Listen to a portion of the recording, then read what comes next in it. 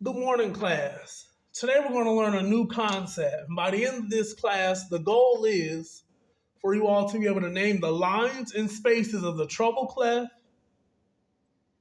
and to be able to distinguish between the treble clef and the bass clef and know the note names of all five lines and four spaces in both.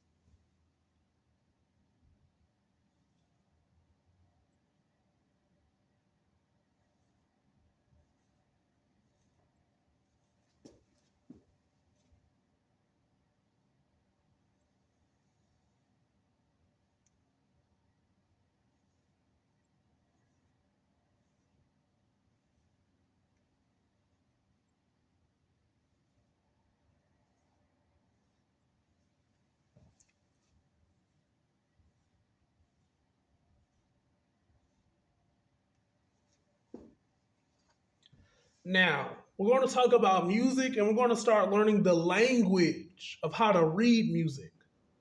Now, let's ask ourselves, what is music? Why should we learn about it? Why should we learn to even speak its language? Some of you may think that, well, I like the way it sounds. I can dance to it. I can listen to it. I can sing the lyrics. That should be good enough. True. But the more that you understand this, the more that you can appreciate what you're hearing and recognize and know what you're hearing and understand it and fall in love with music even more and have an appreciation for it.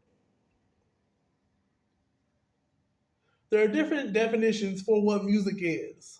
One might say it is the arrangement of sound to create some form of melody, harmony, rhythm, or expressive content. My personal favorite definition is an art of sound and time that expresses ideas and emotions in significant forms through the elements of rhythm, melody, harmony, and color. And we all love color, don't we? The world would be boring if everything was just in black and white. Music is known as a universal language, and we use it to communicate a variety of messages. Hearing it is beautiful, but it's even more meaningful when we learn to read it, write it, and speak its language. It deepens our understanding and appreciation for music, and there are four artistic processes for learning and teaching music: creating, performing, responding, and connecting. Today we're going to focus on a key part of how music is created, starting with learning how to read music and how it's structured. Now, do we all in here know our alphabet? Now, there's 26 letters in our English alphabet, but we only need the first seven for music. A, B, C, D, E, F, G. Every note that you see in music is going to be some form of these notes. Might have a sharp or a flat or another symbol added, but it's always going to be A, B, C, D, E, F, G. Nothing more, nothing further.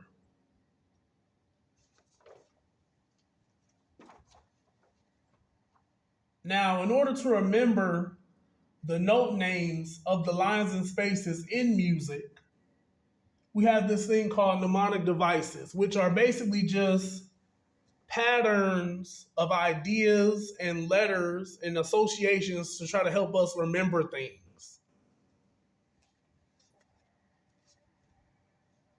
And in music, we typically use acronyms when we're first starting out to learn how to read music, to learn the letter names of the five lines and the four spaces. As you can see here, this is a staff with a treble clef and a bass clef. Treble clef is centered around the note G in the treble clef, and the bass clef is centered around the note F in the bass clef. Treble clef, think of this as the upper half of the piano above middle C or the higher notes in music. Bass clef is for all the lower notes in music, everything below middle C. And our acronym for the treble clef is for the lines of the treble clef.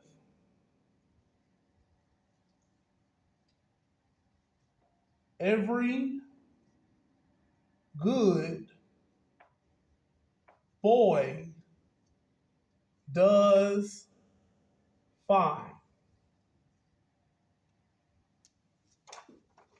Or there's another one that you all might like a little better. Every good boy deserves fudge. EGBDF. For the spaces, the acronym is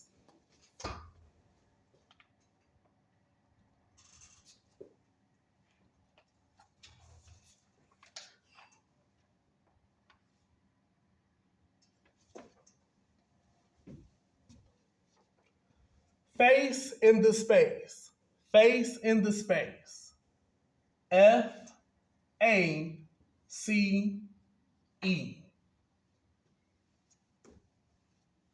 Bass clef. Moving back down here to the bass clef, getting real low. Good boys do fine always. Spaces, all cows eat grass. Now, later on in class, you all are going to come up with your own acronyms. Actually, that'll be your homework assignment for the weekend, to come up with your own acronyms to help you remember the lines and spaces of the treble and bass clef and teach it to your peers.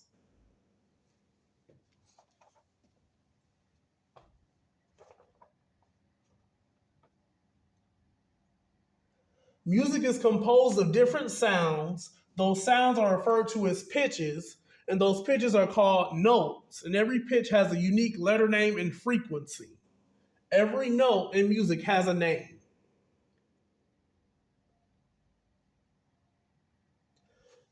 Now, we see what it is when we're first learning how to read music, but let me go over here to the piano and play a few things so you can distinguish from what the treble clef sounds like and what the bass clef sounds like, and hear the difference between the two.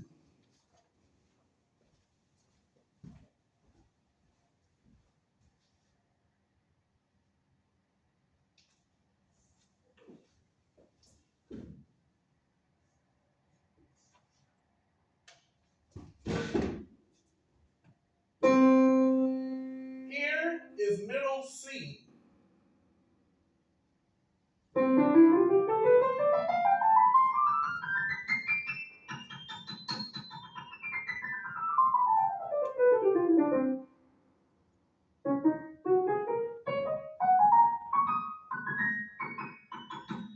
Now, those were all the black and white keys, or all the notes above middle C that are in the treble clef, the higher notes in music. Now, here are the lower notes in music, everything below middle C, which falls in the bass clef when writing music.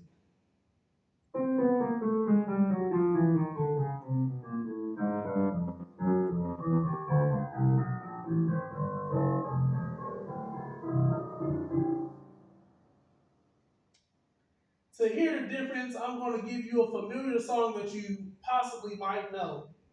And I'm going to play it in different octaves.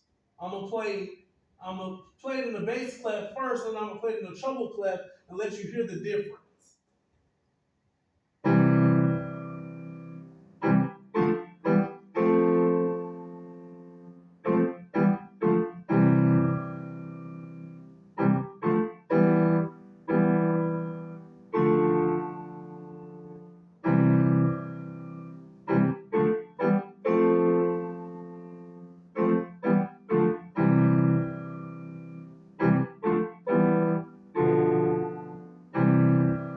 Who knows what the name of that is?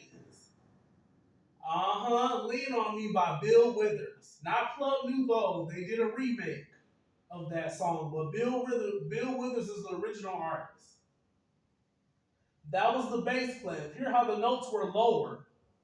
Now I'm going to play it in the treble clef.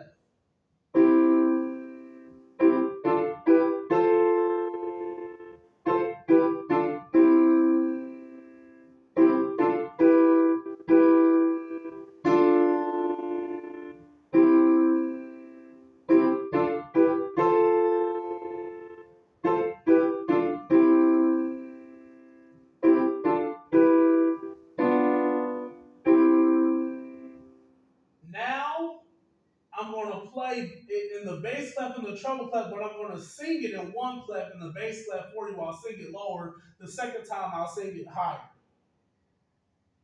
Sometimes in our lives we all have pain, we all have sorrow,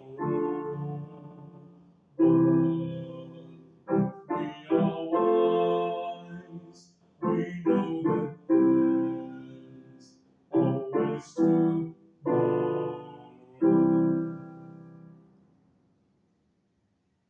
One more time, but this time I'm going to sing it in the treble clef. Sometimes in our lives, we all have pain, we all have sorrow. But if we are wise, we know that there's always tomorrow. Lean on me when you're not strong. I'll be your friend. I'll help you carry on. Alright, let me stop before I get carried away. Now, treble clef.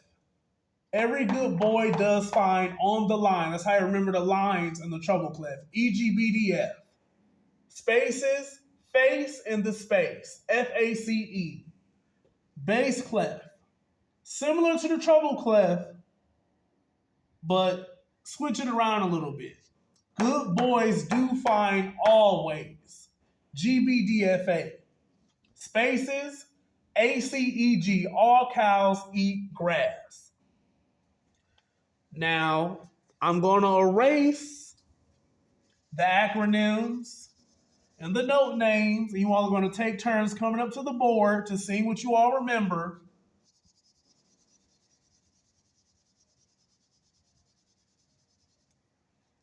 And the notes are not going to be in order either. Can't make it too easy.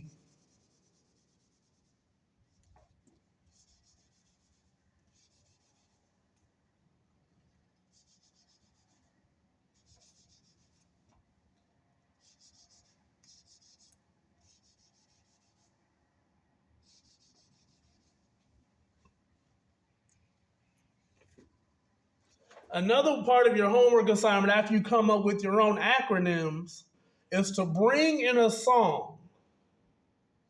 Just have it saved on your phone, bring it to class, or write down the name of the song. And be able to tell me and your classmates whether the lead singer, the lead vocalist, the main person that you hear singing is singing in the treble clef or the bass clef, and be able to explain or defend your position as to why.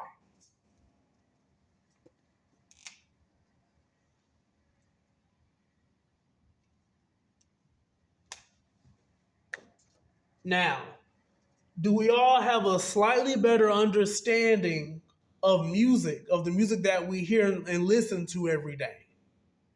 It might seem like a lot right now, but with more practice and more studying and more fun and more listening to music and applying this to music and picking things out and matching it up, it'll start to make sense. You'll get the hang of things.